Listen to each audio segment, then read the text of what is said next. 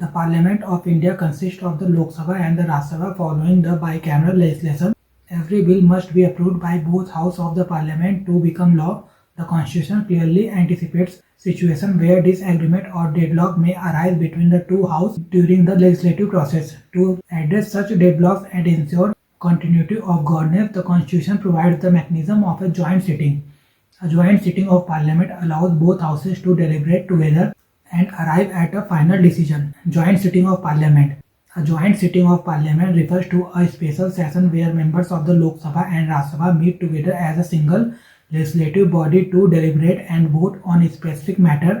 It is summoned by the President of India and is presided by the Speaker of the Lok Sabha, ensuring continuity of lower house procedures.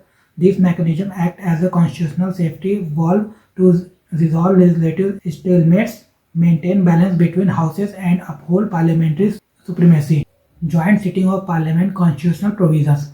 The joint sitting of Parliament is given under the Article 87 and 108 of the Constitution of India. These features of joint sitting have been borrowed from the Constitution of Australia. Article 87 Presidential Address. Article 87 mandates that the President addresses both houses together at the first session after each general election and annually outlining government policies, priorities and legislative agenda. The Constitution First Amendment Act 1951 modified Article 87 by replacing every session with first session after each general election and first session of every year, clarifying timing and reducing procedural ambiguity. Article 108 Deadlock Resolution.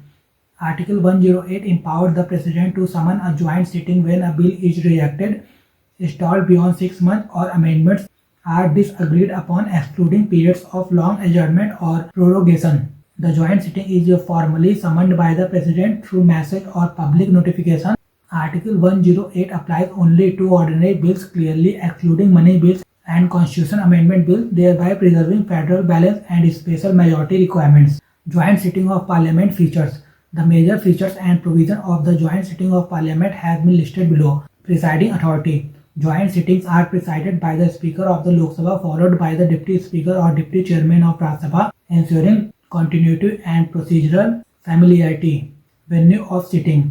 At present, all joint sittings are held in the Lok Sabha chamber, which is structurally designed to accommodate combined membership and is also used for presidential addresses. Rules of procedure. Proceedings follow Lok Sabha rules reflecting the numerical dominance of the lower house and ensuring decisive outcomes during voting. Quorum requirement. The quorum for a joint sitting is 1/10 of the total membership of both houses combined, ensuring minimum representative participation. Voting principle. Decisions are taken by a simple majority of members present and voting, making the numerical strength of the Lok Sabha decisive. Last resort mechanism. Joint sittings are used only after all other constitutional methods of reconciliation fail, reinforcing cooperative federalism and parliamentary decorum. Exception to joint sitting. Money bills under Article 110 and Constitutional Amendment Bill under Article 368 are excluded due to special procedures and majority requirements.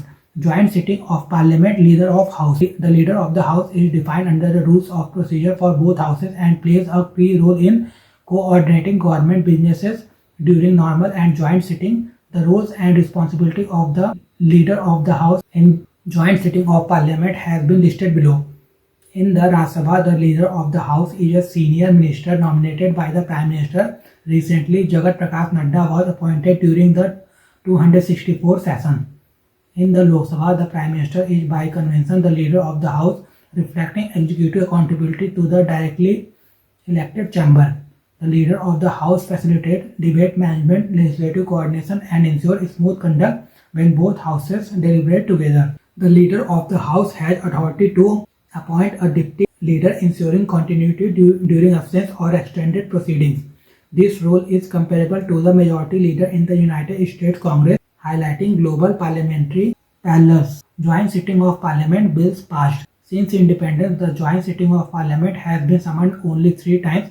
The 3 bills that have been passed through the joint sitting are Dowry Prohibition Bill 1961. This was the first bill passed through a joint sitting addressing social reform after prolonged disagreement between the two houses on legal provisions.